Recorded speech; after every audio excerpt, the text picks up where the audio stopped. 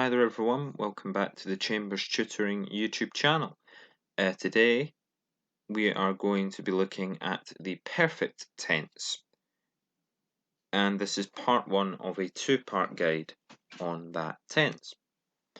So why do we use the perfect tense, and more importantly, when do we use it? So the perfect tense is one of two main past tenses in French, and it is used to describe something which you did once or which only happened once. It's also used in certain phrases which you may already know. So how do we form verbs in the perfect tense? Well, to form the perfect tense in French, you start with the infinitive of the verb that you want to use. So I'm going to take travailler for to work. And you cut off the end of the verb, so in this case er, and you'll find the stem. Then you would add these endings to the stem depending on which type of verb you have. So for an er verb, you would add an e with an acute. For an IR verb, you would add an I, and for an RE verb, you would add a U.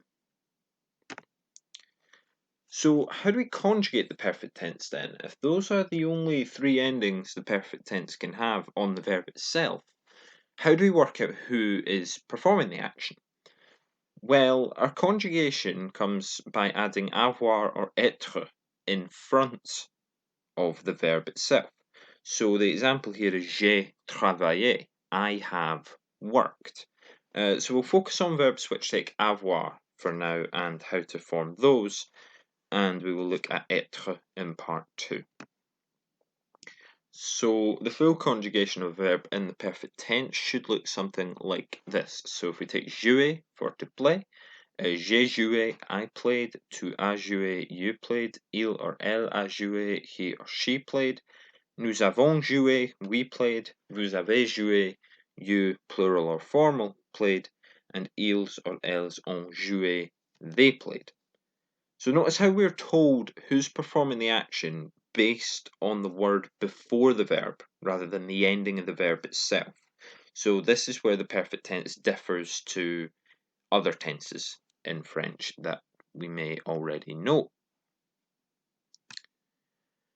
So in part 2 of this guide, we'll be looking at when to use être and the difference between the two, and a few key things to watch out for when using être instead of avoir. So make sure you keep an eye on our YouTube channel, as that will let you know when part 2 of our guide on the perfect tense is available. In the meantime, you should practice conjugating different verbs and subjects in the perfect tense. And you should also check out our social media pages, our Facebook and our Instagram, as well as visiting our website. There's a link down below. So with all that said and done, happy practicing your perfect tense and au revoir.